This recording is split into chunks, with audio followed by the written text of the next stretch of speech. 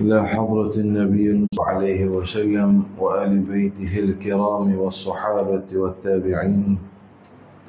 شيء لله لنا ولهم الفاتحة. أعوذ بالله من الشيطان الرجيم. بسم الله الرحمن الرحيم. الحمد لله رب العالمين الرحمن الرحيم مالك يوم الدين. إياك نعبد وإياك نستعين. اهدنا الصراط المستقيم صراط الذين أنعمت عليهم غير المغضوب عليهم ولا الضالين آمين يا رب العالمين. بسم الله الرحمن الرحيم. الحمد لله والصلاة والسلام على سيدنا ومولانا رسول الله وآله وصحبه ومن والاه. اللهم صل صلاة كاملة وسلم سلاما تاما على سيدنا ومولانا محمد الذي تنحل به العقد وتنفرج به الكرب وتقضى به الحوائج وتنال به الرغائب وحسن الخواتيم ويستسقى الغمام بوجهه الكريم وعلى آله وصحبه في كل لمحة ونفس بعدد كل معلوم لك وبعد. Alhamdulillah, kita bersyukur pada Allah Subhanahu wa ta'ala kerana kita dapat sambung lagi pembacaan kita di dalam kitab sirah Nabi kita Muhammad sallallahu alaihi wasallam daripada kitab Risalatun Mukhtasaratun fi Sirati Sayyidil Mursalin sallallahu alaihi wa alihi wasallam, yang disusun ataupun dihimpunkan oleh Al-Syeikh Muhammad Tahir bin Mas'ud Ad-Dabbagh Al-Idrisi Al-Hasani rahimahullahu ta'ala rahmatan wasi'an. Yang mana kitab ini kita sudah baca, kalau tak silap, 5 siri sebelum ni, sebanyak 5 kali dalam bentuk daurah. Orang panggil secara hybrid. Secara hybrid tu maknanya pada peringkat awalnya kita baca secara online kerana bermulanya di zaman Covid ataupun pasca Covid. Kemudian kita sambung dalam bentuk secara fizikal. Maka insya-Allah taala biiznillah malam ni siri ke-6 lah. Alhamdulillahirabbil alamin. Mudah-mudahan Allah Subhanahu wa taala sempurnakan segala urusan kita di dunia dan juga di akhirat. Amin ya rabbal alamin. Lebih-lebih lagi kita membaca sirah Nabi kita Muhammad sallallahu alaihi wasallam. Mungkin saya pernah kongsikan sebelum pada ini perkataan daripada seorang guru saya yang masih ada sekarang, masih ada lagi di Mesir, hafizahullah taala.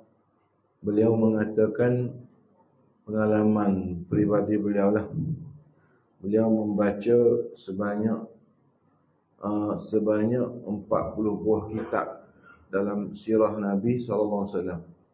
Mana kitab ni kecil ya, kecil pun alhamdulillah. Dia kata guru kami tu beliau membaca 40 buah kitab sirah daripada sirah Nabi SAW. Dan Allah Subhanahu wa ta'ala muliakan dia selepas dia baca 40 buah kitab sirah itu dengan busyra, dengan mubasyirah, iaitu beliau telah bermimpi bertemu dengan baginda Rasulullah sallallahu alaihi wasallam. Bahkan saya juga mendengar guru saya yang sama itu menyatakan Allah Ta'ala telah mentahqiqkan kepada beliau hadis Nabi sallallahu alaihi wasallam, man ra'ani fil manami fasawfa yarani fil yaqظah. Jadi mudah-mudahan itu salah satu jalan untuk kita menghubungkan, kita merapatkan, kita mempertautkan, kita mempereratkan lagi pertalian yang sedia ada di antara kita dengan baginda Nabi Muhammad sallallahu alaihi wasallam. Jadi sebelum ni kita sudah baca sirah baginda sehingga saat yang terakhir daripada kehidupan baginda di dunia, iaitu kewafatan baginda sallallahu alaihi wasallam. Dan sekarang kita akan baca pada bahagian yang terakhir, iaitu tentang khatimatun fi dhikri asya'a mutafarriqatin. Boleh? Ini suatu khatimah, ini suatu penutup pada menyatakan beberapa perkara-perkara yang berbeza-beza, yang berbagai-bagai lah. Maknanya tidak mengikut benda ni berkait dengan sirah Nabi SAW, namun ia bukanlah sebahagian daripada sirah, dengan arti kata perjalanan hidup Nabi daripada awal kelahiran baginda SAW sampai ke wafat. Itu sirah. Tapi kalau maklumat-maklumat yang memperkayakan pengetahuan kita, dan setengah daripada maklumat ni kata ulama fardu ain kita tahu. Mesti kita tahu, wajib kita tahu, dan wajib ibu bapa mengajarkan anak-anak mereka tentang pengetahuan ini. Itu apa-apa yang disebut di dalam khatimah ini. Qala radhiyallahu anhu, amma auladuhu sallallahu alaihi wasallam fa thalathatun, al-Qasim wa Ibrahim wa Abdullah, wa banatuhu arba'u, Zainab wa Ruqayyah wa Kulthum wa Fatimah, wa kulluhum min Khadijah illa Ibrahim famin Mariyatil Qibtiyah. Adapun putera-putera baginda, aulad jamak bagi walad. Walad itu perkataan bahasa Arab, kullu ma yulad fahuwa walad. Setiap yang dilahirkan itu maka dia anak. Jadi kalimah walad dalam bahasa Arab merangkumi laki-laki dan perempuan. Laki-laki dan perempuan. Dalilnya, yusikumullahu fi auladikum lidzakari mithlu hadzil unthayain. Allah Subhanahu wa taala sebut dalam surah An-Nisa, Allah Taala mewasiatkan, berpesan pada kamu pada anak-anak kamu. Aulad di situ maknanya anak laki-laki dan anak perempuan. Itu pada bahasa. Tapi di sini aulad yang disebutkan oleh pengarang kitab kita ini, maksudnya ialah anak-anak laki-laki ataupun putera-putera baginda sallallahu alaihi wasallam. Ada dua dalil. Pertamanya kerana dia sebut fathalathatun, 3 sahaja. Yang kedua dia sebut pula lepas tu banat. Maka walad di sini ataupun aulad sini maknanya anak-anak laki-laki sahaja. Ini memang uruh orang Arab. Bila disebut walad, walad tu makna laki-laki. Kalau bint, anak perempuan. Amma auladuhu sallallahu alaihi wa alihi wasallam fa thalathatun. Jadi anak-anak laki-laki baginda sallallahu alaihi wasallam itu 3 orang laki-laki. Al-Qasim, yang pertamanya Al-Qasim, yang keduanya Ibrahim, dan yang ketiganya Abdullah. Al-Qasim itu putera baginda yang pertama. Putera baginda yang sulung. Yang mana dengan beliaulah baginda dikunyahkan. Baginda kita, Nabi kita Muhammad sallallahu alaihi wasallam memakai kunyah Abul Qasim sallallahu alaihi wasallam, ayahanda kepada Qasim, kerana adab kebiasaan orang Arab, kalau anaknya sulung maka ataupun dikunyahkan dengan anak laki-laki yang sulung. Tapi tidak mesti juga. Ada juga kalau diberi nama dengan anak perempuan, ada Abu Ruqayyah, Tamim bin Ausin ad-Dari. Ada juga yang dikunyahkan dengan anak saudara seperti Siti Aisyah radhiyallahu anha, Ummu Abdillah. Ada juga yang dikunyahkan dengan makanan. Ada juga dikunyahkan dengan makanan. Kalau gitu boleh bubuhlah Abu Belacan tu contohnya. Tapi dikatakan dalam setengah kitab, dia kata Al-Imam Abdul Syarnubi rahimahullah ta'ala, Syekh Abdul Majid Al-Syarnubi mengatakan bahawasanya Anas bin Malik digelarkan Abu Hamzah itu kerana Hamzah itu jenis sayuran yang dia tak makan. Tak makan sangat, digelarkan Abu Hamzah. Dia ni tak makan apa? Tak makan sayur, Abu Sayur. Kita panggil dia Abu Sayur.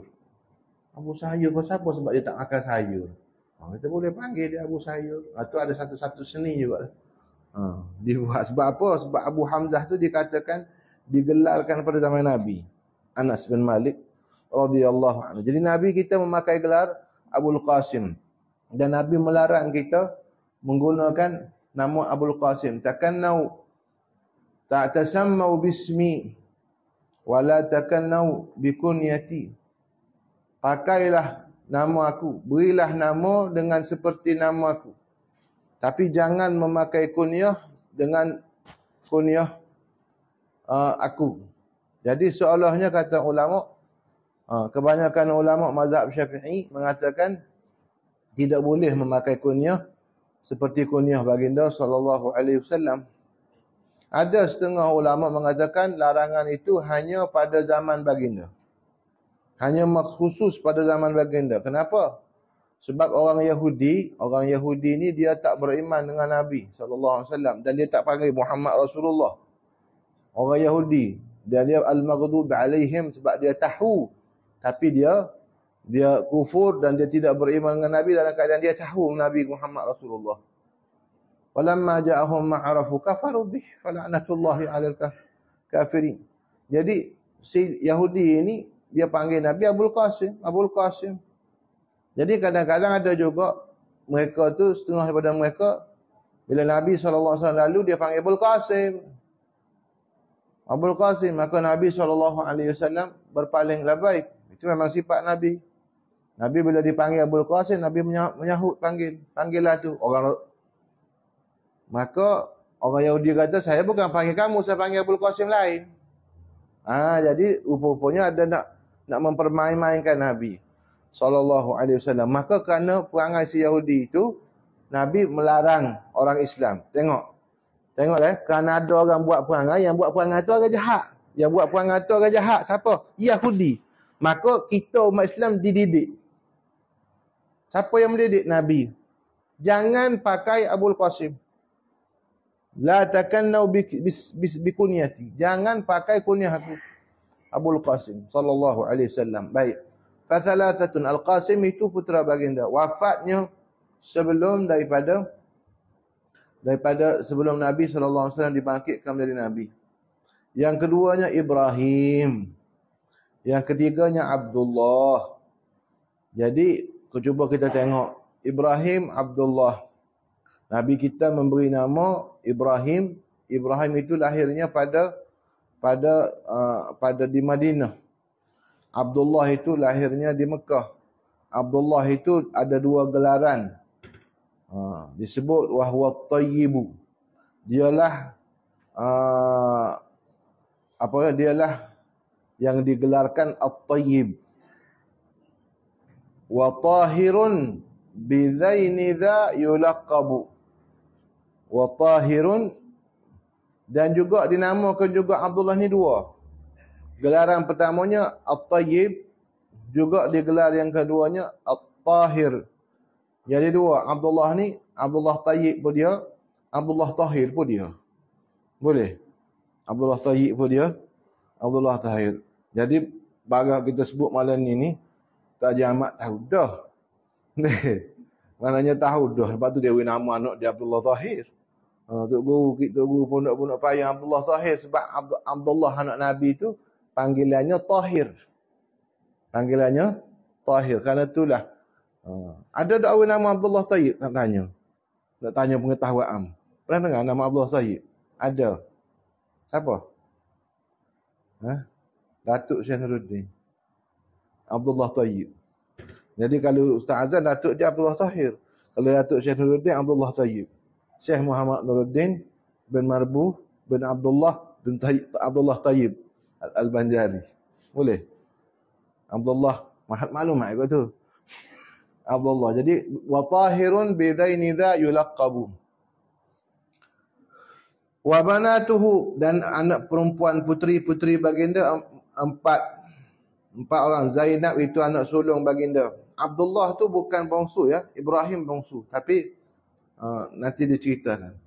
Zainab itu puteri yang sulung. Wa Ruqayyah itu puteri yang kedua.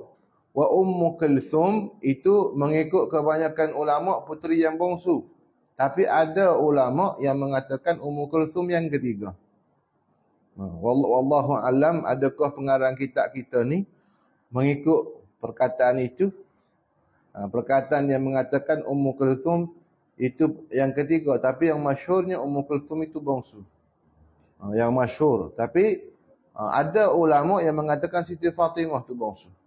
Jadi kalau kita tengok tartibul zikri yang disebut oleh syekh kita ni, Syekh Muhammad Tahir. Syekh Muhammad Tahir ni dia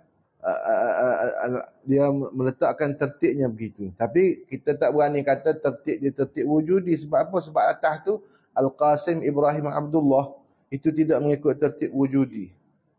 Tidak mengikut tertib al-wujudi. Sebab Al-Qasim memang putera sulung Ibrahim itu. Mungkin saja kenapa disebut Ibrahim selepas daripada Al-Qasim, sebab apabila Siti Maryam melahirkan Ibrahim, maka Jibril alaihi salam telah datang kepada Nabi dan memanggil, Ya Aba Ibrahim. Jibril alaihi salam telah datang kepada baginda sallallahu alaihi wasallam dan mengkunyahkan baginda dengan Aba Ibrahim. Maka kunyah Nabi itu bukan satu. Kunyah baginda sallallahu alaihi wasallam itu ialah Abu Qasim. Yang kedua Abu Ibrahim. Dan juga kalau kita kata Abu Abdullah boleh juga. Tak salah. Ada Abu Tayyib boleh, Abu Tahir juga kunyah Nabi sallallahu alaihi wasallam. Abu Ruqayyah, Abu Zainab, Abu Fatimah, Abu Ummu Kulthum, jadi semua itu khair. Wa kulluhum min Khadijah, dan setiap daripada putera-puteri baginda sallallahu alaihi wasallam itu semuanya ialah hasil perkongsian hidup baginda sallallahu alaihi wasallam dengan Siti Khadijah, illa Ibrahim, melainkan Ibrahim, famin Mariyatal Qibtiyah, maka itu ialah hasil perkongsian hidup baginda sallallahu alaihi wasallam dengan Siti Maryam Al-Qibtiyah daripada Mesir. Qibtiyah itu daripada Qibt.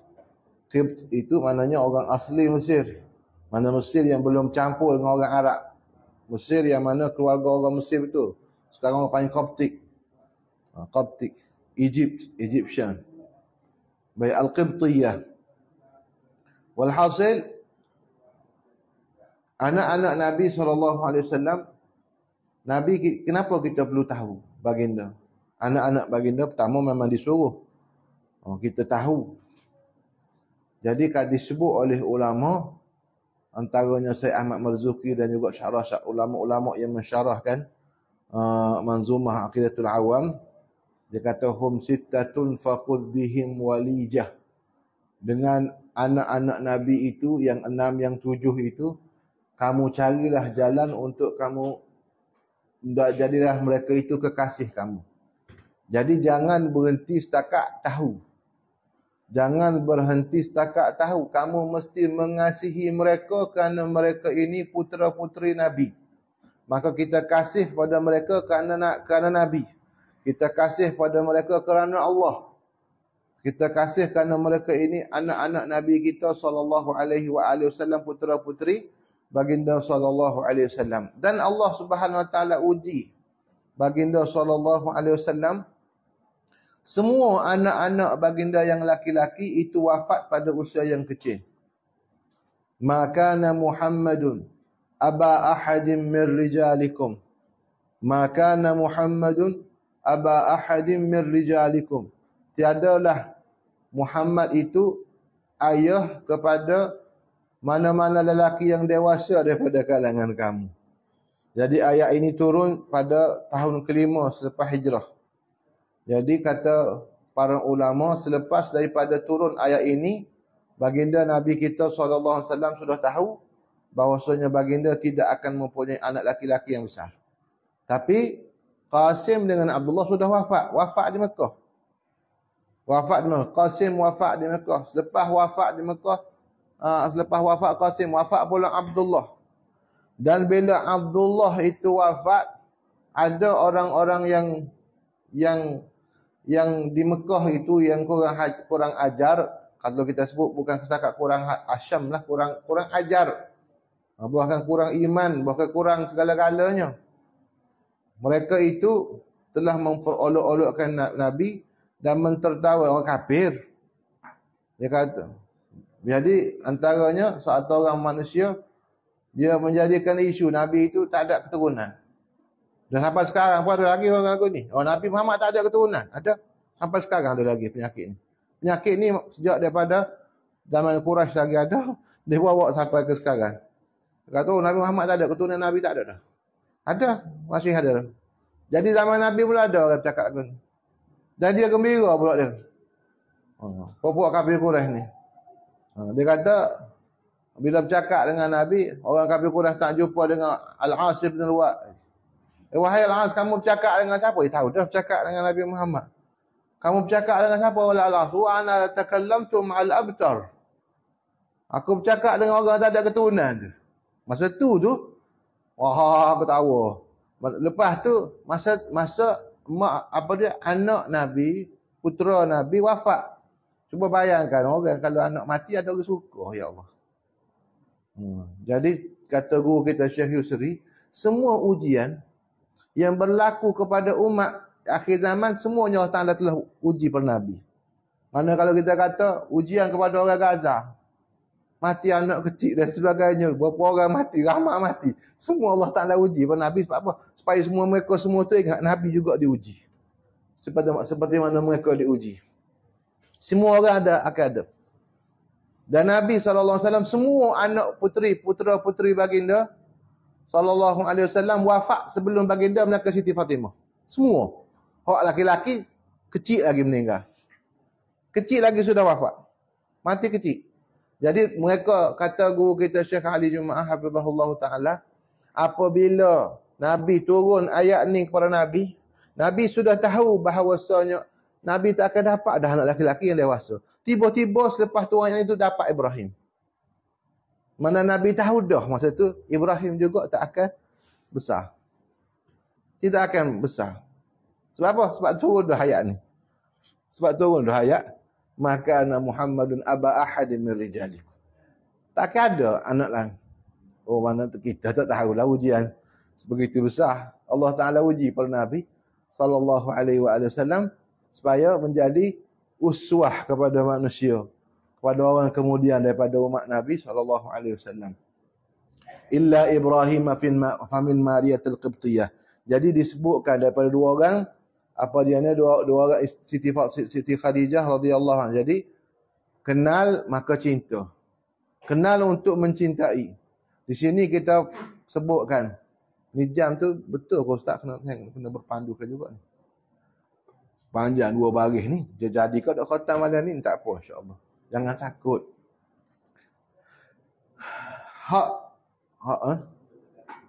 Jadi ya sebenarnya isyak pun baki tak apa, masuk 4 minit lagi. Hak Nabi ke atas kita banyak. Siapa nak tahu hak Nabi kepada kita boleh belajar kitab namanya Asy-Syifa bi Ta'rifi Huquqil Mustafa. Bila minta Ustaz Fauzan mengajar. Asy-Syifa bi Ta'rifi Huquqil Mustafa sallallahu alaihi wasallam. Kita akan tahu hak Nabi pun. Tapi kata ulama, 3 hak yang paling besar. Ada 3 daripada hak baginda ke atas kita yang paling besar. Pertamanya, ma'rifah. Yang keduanya, mahabbah. Yang ketiganya, mutaba'ah. Boleh? Pertamanya, ma'rifah. Yang keduanya, mahabbah. Yang ketiga, mutaba'ah. Iktidak. Jadi yang pertama ma'rifah. Kenal Nabi itu dengan sebenar-benar, kena cara belajar sirah Nabi, belajar fadail Nabi, belajar semua-semua berkait dengan Nabi. Makin kita kenal Nabi, kita akan bertambah cinta kepada Nabi, kita akan masuk pada mahabbah kepada Nabi. Dan mahabbah itu hasil daripada iman. Kenal maka beriman. Daripada beriman akan terbit kasih kepada Nabi. Dan daripada kasih kepada Nabi dia akan pergi kepada qul in kuntum tuhibbunallaha fattabi'uni. Kamu akan ikut Nabi sallallahu alaihi wasallam. Cinta kepada Nabi.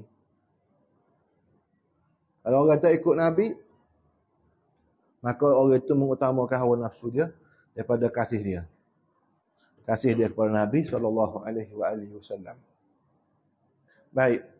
Jadi, itu 3 perkara. Jadi, lepas pada 3 perkara tu, kata para alim ulama,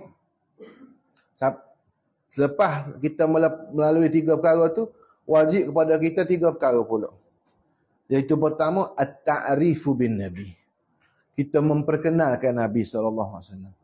Kepada siapa? Kepada orang di lingkungan kita, kepada anak kita, sebelum pada anak kita, kita perkenalkan isteri kita, kepada adik-beradik kita, kepada ibu bapa kita kalau masih ada, kita perkenalkan mereka tentang Nabi SAW.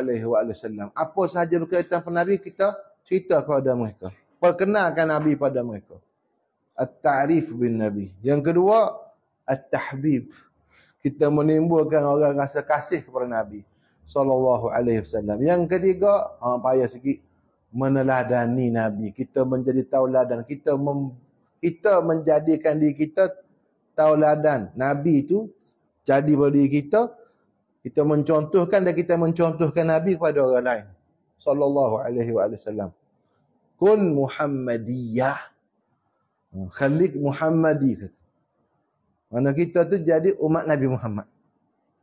Tunjukkan kepada manusia kita ni umat Nabi Muhammad. Tunjukkan kepada semua orang kita ni umat.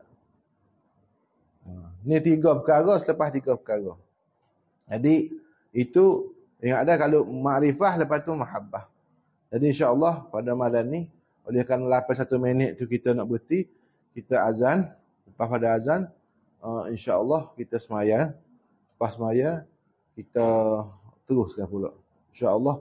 Wallahu subhanahu wa ta'ala a'la wa a'lam wa sallallahu ala sayyidina Muhammad. Betul ke ni? Dia saya 8.50 dah. Yang lambat. Lepas saya 8. Apa boleh dulu? Tak apa. Khair. Qala wa amma azwajuhu fa 11. Adapun isteri-isteri baginda sallallahu alaihi wasallam fa 11. Maka mereka itu 11. Wahun mana yang dikahwini oleh Nabi SAW ada 11. Wahunna Khadijatu bintu Khuwailidin. Itulah Siti Khadijah bintu Khuwailid. Wa Aisyatu binti Abi Bakar. Radiyallahu ta'ala anha wa an abiha wa an ummiha. Allah subhanahu wa ta'ala ala wa ala wa sallallahu ala sayyidina Muhammad wa ala rasulullah.